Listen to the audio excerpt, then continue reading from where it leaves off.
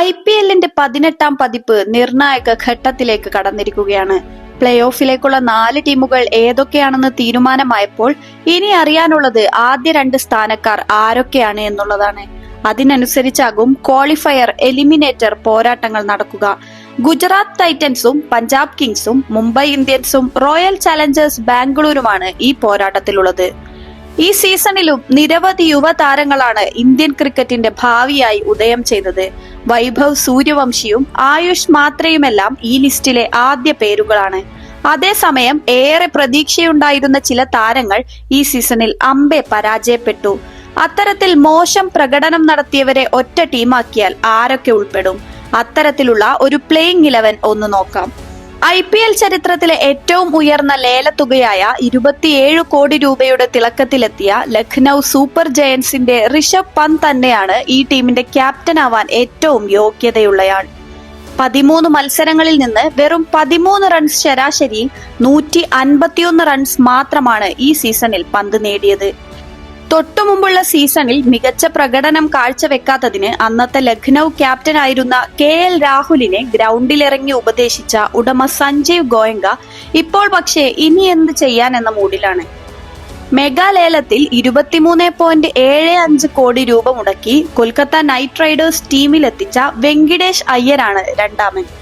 എന്നാൽ 11 മത്സരങ്ങളിൽ നിന്ന് 142 റൺസ് മാത്രമാണ് വെങ്കിടേഷ് അയ്യർക്ക് നേടാൻ കഴിഞ്ഞത്. വലിയ തുക ലഭിച്ചിട്ടും മോശം പ്രകടനം നടത്തുന്നത് എന്തുകൊണ്ടെന്ന ചോദ്യത്തിന് വലിയ തുകയാണെങ്കിലും ചെറിയ തുകയാണെങ്കിലും ചിലപ്പോൾ നല്ല പ്രകടനവും മറ്റു ചിലപ്പോൾ മോശം പ്രകടനവും താരങ്ങളിൽ നിന്നുണ്ടാകുമെന്നായിരുന്നു വെങ്കിടേഷ് അയ്യർ പ്രതികരിച്ചത്.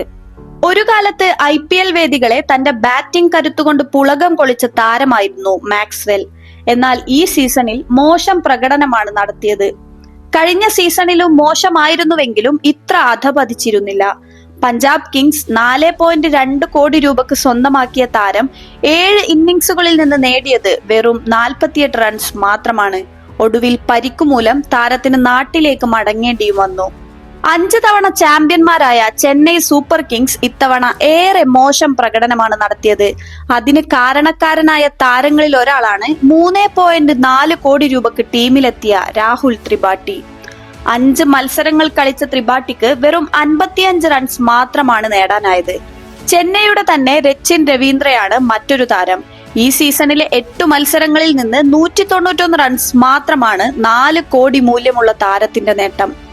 1.7 കോടി രൂപക്ക് ചെന്നൈ സ്വന്തമാക്കിയ ദീപക് ഹൂഡയ്ക്കും ടീമിനായി ഒന്നും ചെയ്യാൻ സാധിച്ചില്ല. 6 മത്സരങ്ങൾ കളിച്ച താരത്തിന് നേടാനായത് വെറും 31 റൺസ് മാത്രമാണ്. 75.60 മാത്രമായിരുന്നു സ്ട്രൈക്ക് റേറ്റ്. ബാറ്റിംഗ് ശരാശരി 6.20 മാത്രവും. 8 വർഷങ്ങളുടെ ഇടവേളയ്ക്ക് ശേഷം ചെന്നൈയിൽ മടങ്ങിയെത്തിയ രവിചന്ദ്രൻ അശ്വിനും പരാജയമായി. 9.75 കോടി രൂപയെന്ന വലിയ തുക നൽകിയെത്തിയ താരത്തിന്റെ ബാറ്റ് കൊണ്ടുള്ള സംഭാവനയും കുറവായിരുന്നു. 2 ഇന്നിംഗ്സിൽ ക്രീസിലെത്തിയെങ്കിലും 12 റൺസ് മാത്രമായിരുന്നു അശ്വിന്റെ സമ്പാദ്യം. മധ്യനിരയിൽ വെടിക്കെട്ട് നടത്താൻ ഇംഗ്ലണ്ടിൽ നിന്നും 8.75 കോടി രൂപക്കാണ് ലിയാം ലിവിങ്സ്റ്റണിനെ റോയൽ ചലഞ്ചേഴ്സ് ബാംഗ്ലൂരു സ്വന്തമാക്കിയത്. എന്നാൽ സീസണിൽ 7 മത്സരങ്ങളിൽ നിന്ന് 87 റൺസ് മാത്രമാണ് ലിവിങ്സ്റ്റണിന് നേടാനായത്. കഴിഞ്ഞ വർഷം ഡൽഹിക്ക് വേണ്ടി മിന്നും പ്രകടനം നടത്തിയ ഫ്രേസർ മക്കർക്ക് ഇത്തവണ ഫ്ലോപ്പായി. 9 കോടിക്ക് ടീം നിലനിർത്തിയ താരത്തിന് നേടാനായത് 6 മത്സരങ്ങളിൽ നിന്ന് 55 റൺസ് മാത്രമാണ്. 10 കോടി രൂപ നൽകി സൺറൈസേഴ്സ് ഹൈദരാബാദ് സ്വന്തമാക്കിയ മുഹമ്മദ് ഷമിക്കും തിളങ്ങാനായില്ല. 6 വിക്കറ്റ് മാത്രമാണ് ഷമിക്ക് ഈ സീസൺ IPLൽ നേടാനായത്. അതുകൂടാതെ 11.23 എന്ന എക്കണോമിയിൽ തല്ലുകൊള്ളുകയും ചെയ്തു. 6.5 കോടി രൂപക്ക് ടീമിലെത്തിയ തുഷാർ ദേശ്പാണ്ഡേക്കും രാജസ്ഥാൻ റോയൽസ് നിരയിൽ നീതീകരിക്കാൻ കഴിയുന്ന ഒരു പ്രകടനം പോലും നടത്താൻ കഴിഞ്ഞില്ല. സീസണിൽ നേടാനായത് 6 വിക്കറ്റുകൾ മാത്രം.